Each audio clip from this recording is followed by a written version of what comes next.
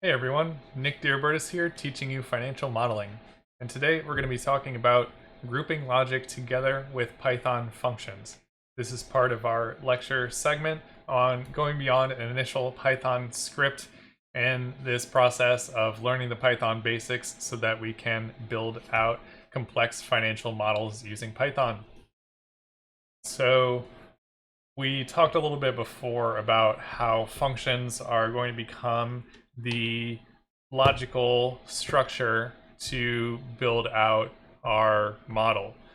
In that we're going to use functions to define the entire model should be a function, then each submodel should be a function, and each step within the submodel should be a function.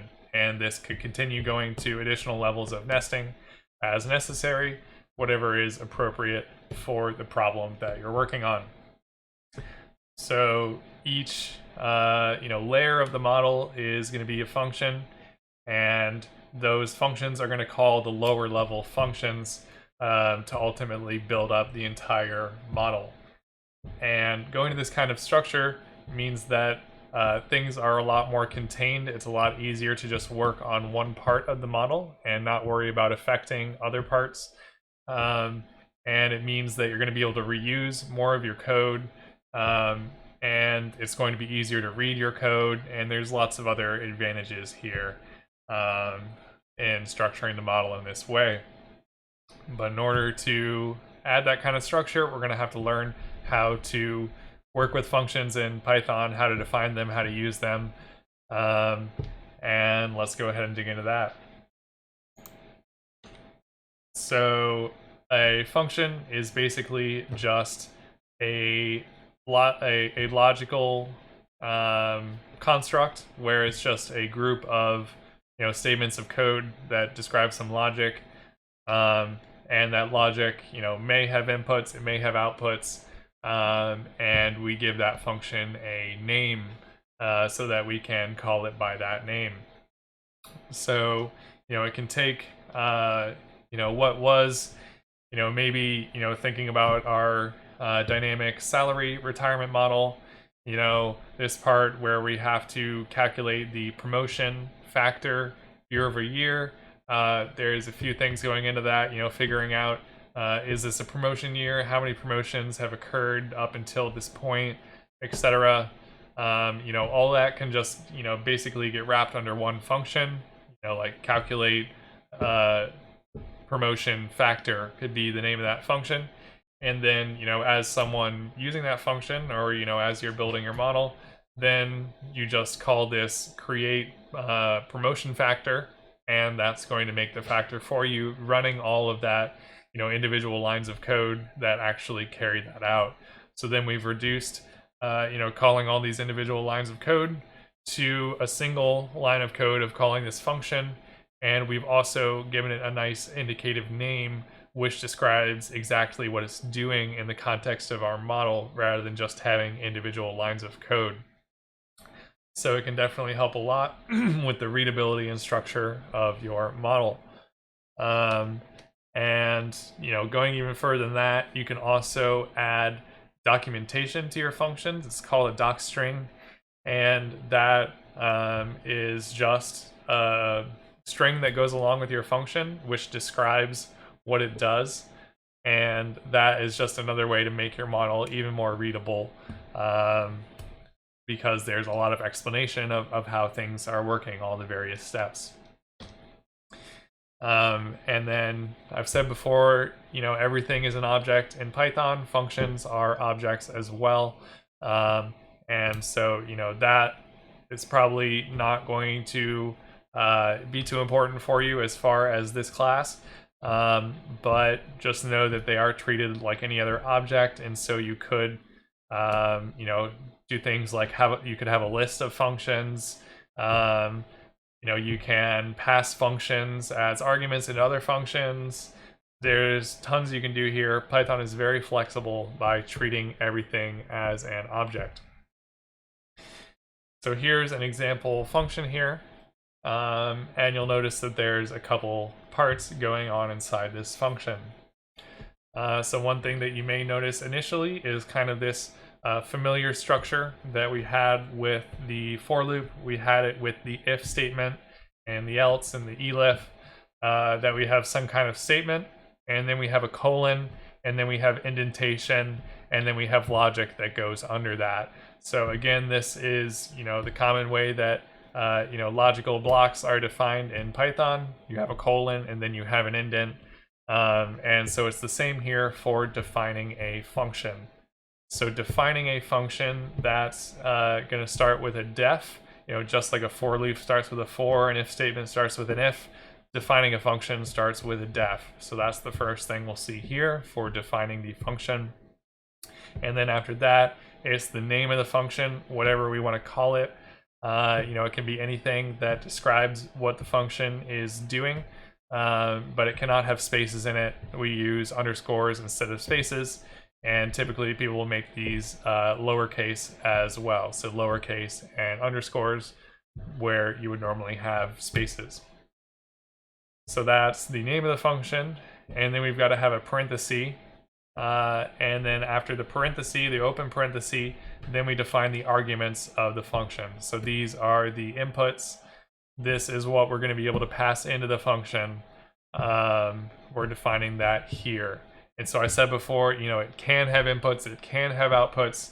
It is possible to define a function without inputs. You would just have open, close parenthesis here instead of having things in here. But this function here does have inputs. It has 3 inputs, A, B, and C.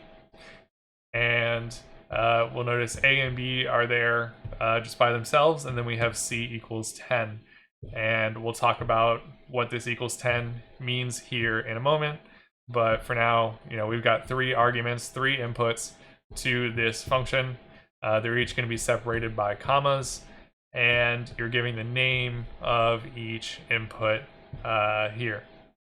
And then when you're done adding all the inputs, then you put the closed parenthesis. And then we have the familiar colon, where after the colon, then we've got to have that level of indentation. And then at that level of indentation, then we define the logic for the function.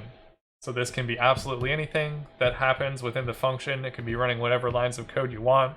It can be calling other functions, doing whatever, for loops, ifs, whatever kind of logic you want to have in there. And then at the end, if we want to have an output from the function, which most functions do have an output, then we're going to want to return the result from that function. So whatever you return is going to become the output of the function.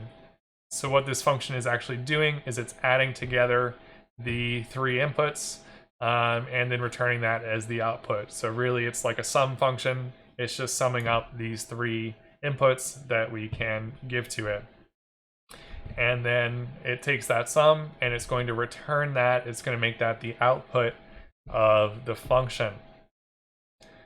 So, you're always going to have kind of 2 parts with functions. The first is defining the function, and then the second is using the function.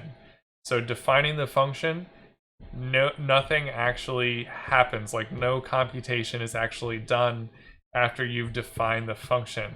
It's only when you use the function that it's going to run the logic which is inside of the function.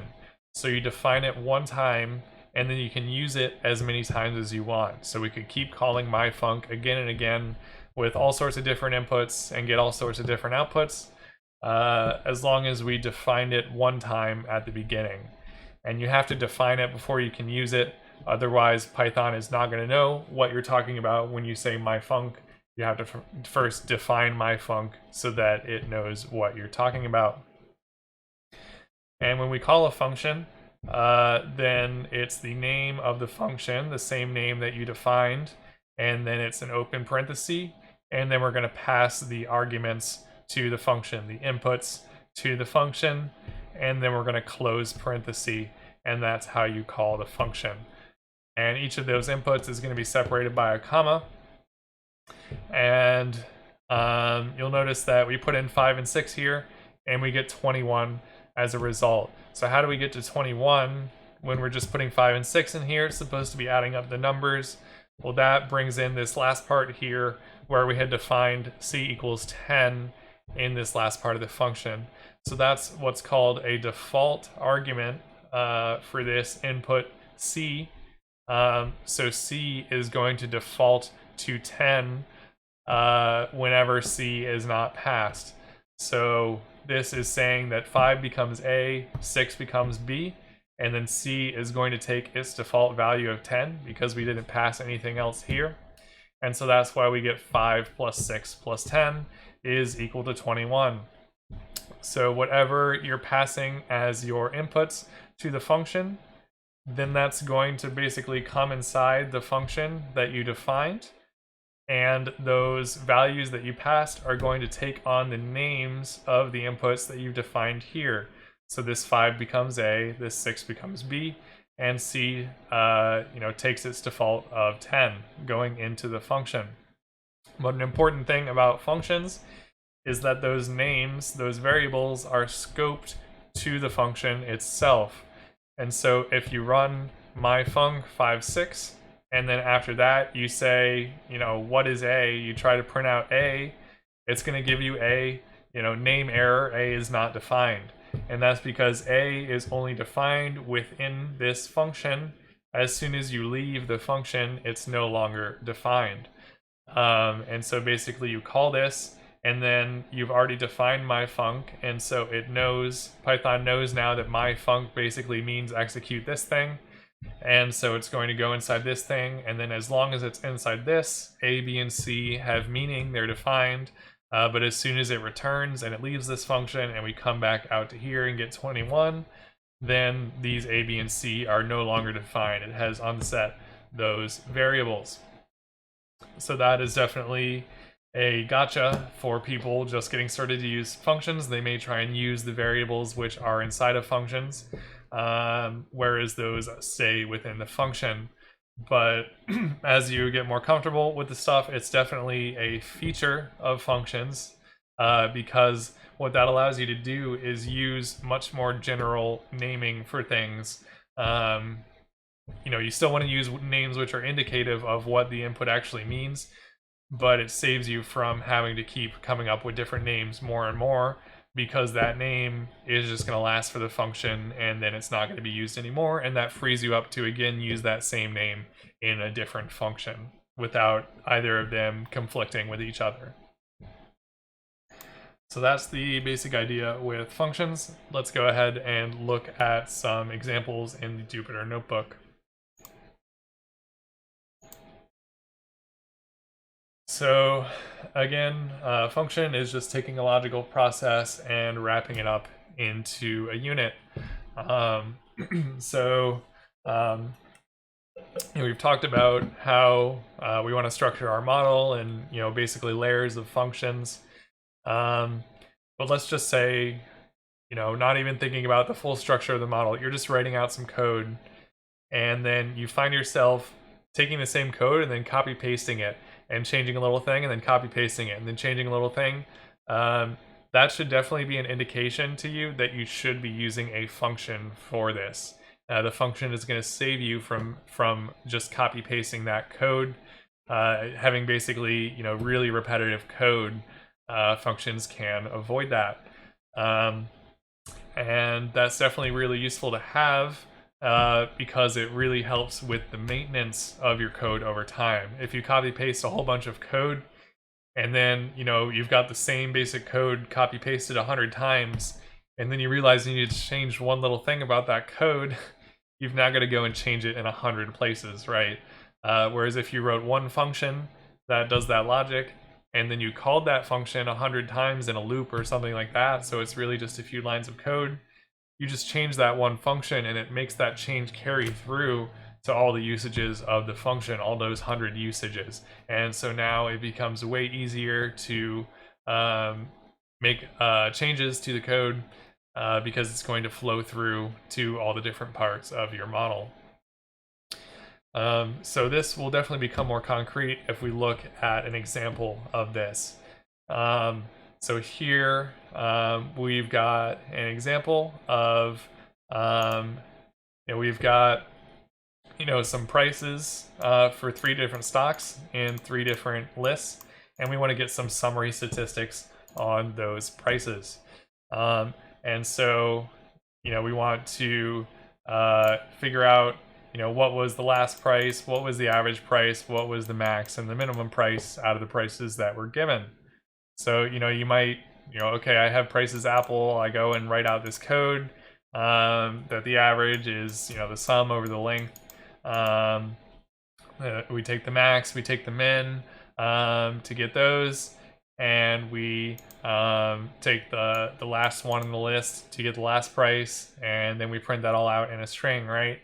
And that's all well and good as long as we're just doing this one time, but then we have to do the same thing with Microsoft, and we have to do the same thing with Amazon. So you might think, okay, we'll just take this whole thing, copy paste it, and let me just change AAPL to MSFT now, and just keep doing that. And now we've got basically 3 blocks of pretty much the exact same code, just changing out the variable names each time. And so then we think about, we want to add the standard deviation now to this. Okay, well now we have to add that in each one of these. We have to add the standard deviation 3 times, which is going to be a big pain.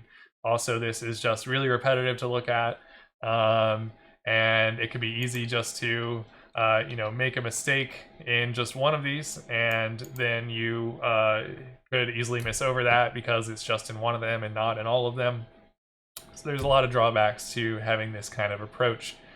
So if you start to feel your code getting like this, then you should think about restructuring that code.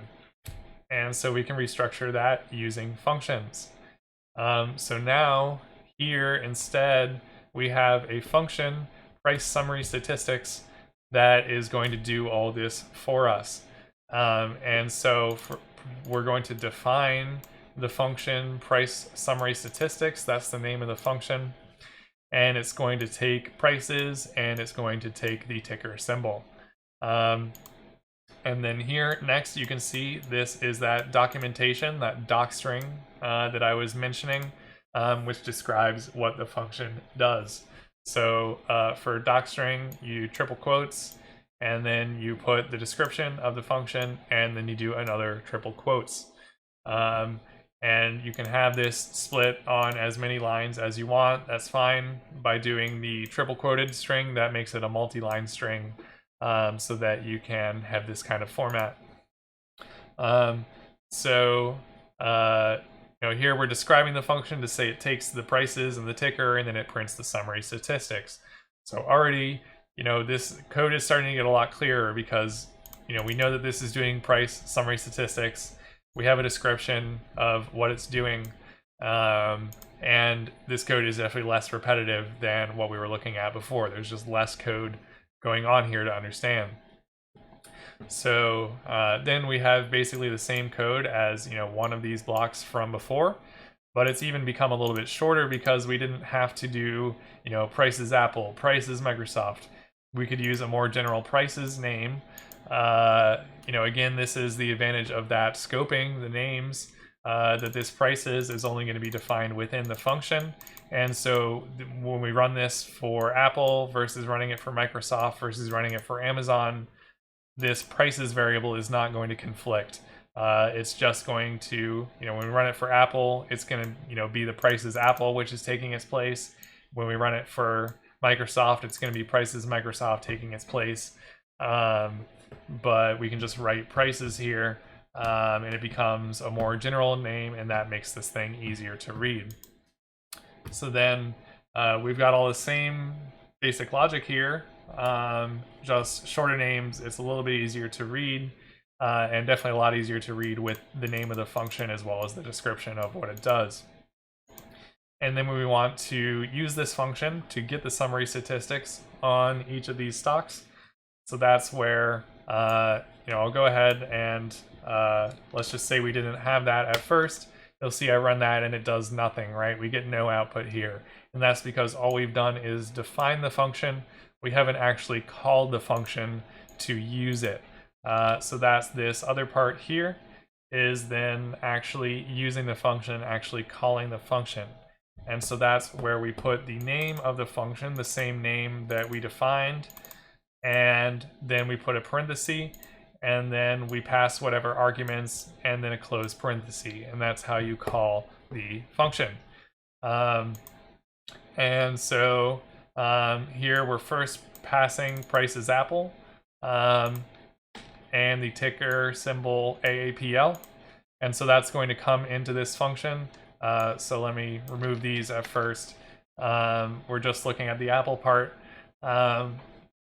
So now that's going to take prices, AAPL, which is all these different prices, and now Python knows, because we defined price summary statistics, it knows that this means, okay, I'm going to come into here, and now prices AAPL is going to become prices. So for the scope of this function, as long as we're executing this, now the Apple prices have become the prices, and the Apple ticker has become the ticker.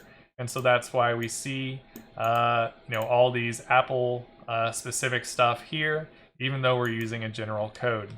And then looking at the other two, same thing. We pass the Microsoft prices in Microsoft, and we pass the Amazon prices in Amazon, and that's why we get the statistics specific for those particular stocks. So putting it all together, then we have all three summary statistics here.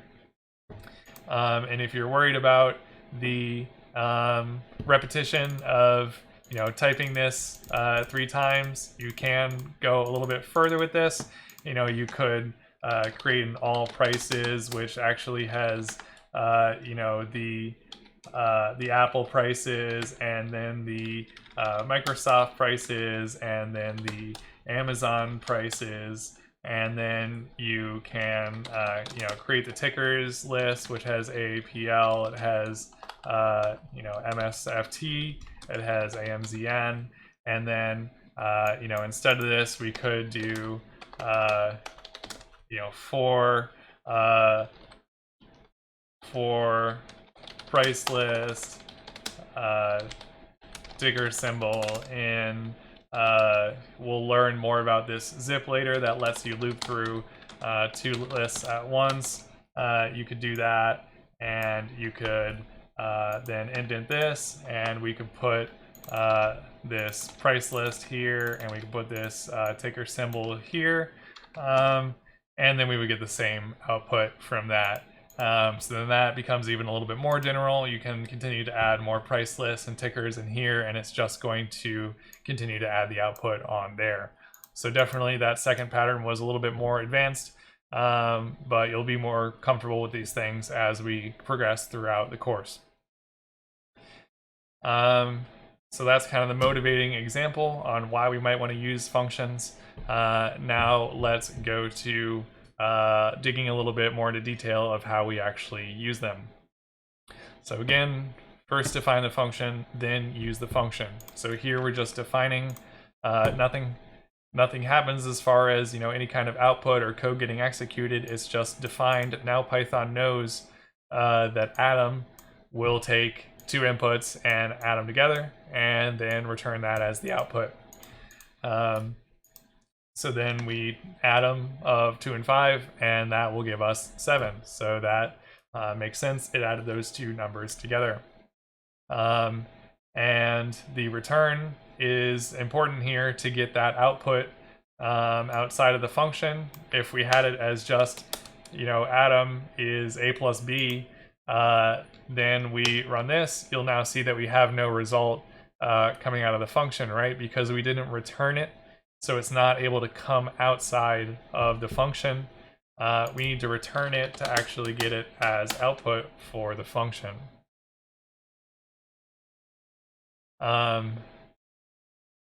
So then, that can definitely confuse people a little bit with, you bring in print.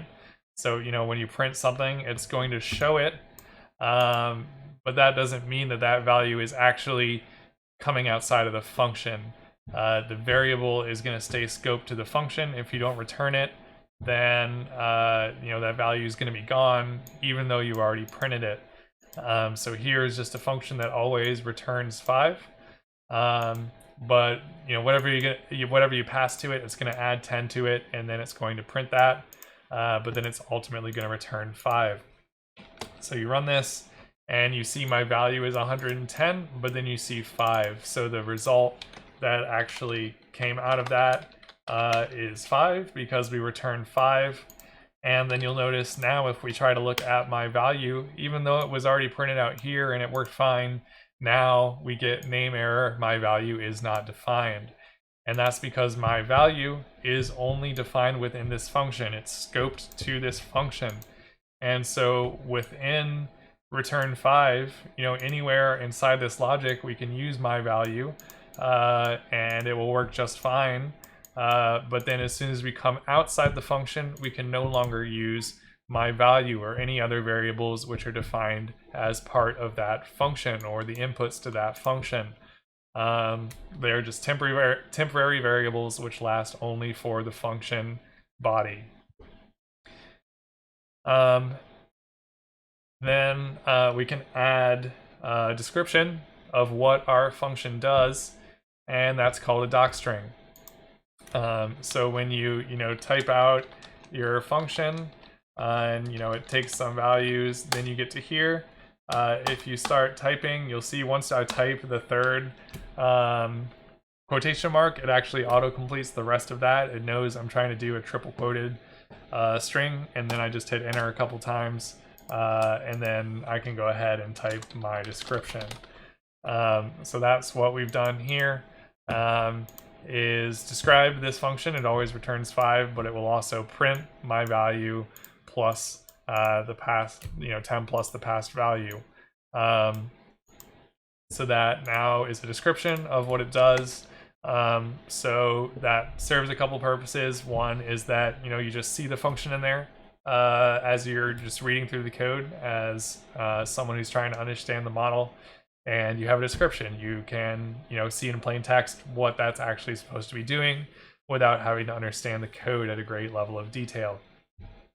But the other thing, which, we won't necessarily be getting into this course, we won't at least focus on it. Some people may use this.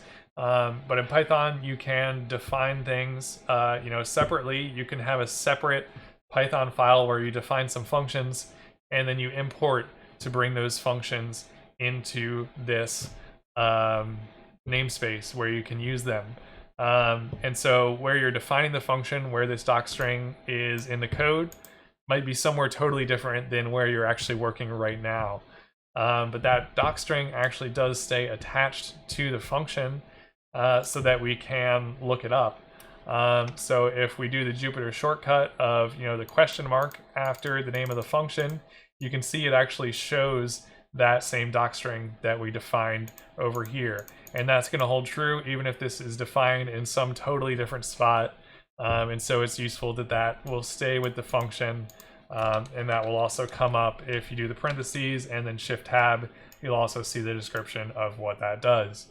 So, I mean, even if you're all just in one Jupyter notebook for your model, it's still useful to have that, right? Because your functions may be defined like way up at the top of the model, and then you're using it down at the bottom, and you're like, wait, what did this function do?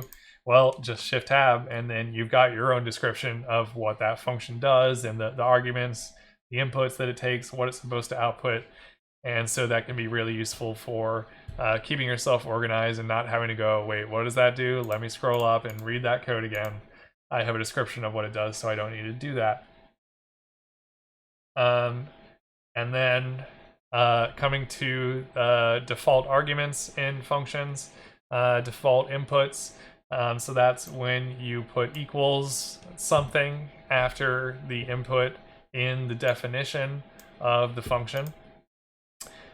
So here, this function is about getting the beginning of a string. It's going to get the first however many characters of the string. And we're defaulting the number of characters to 5.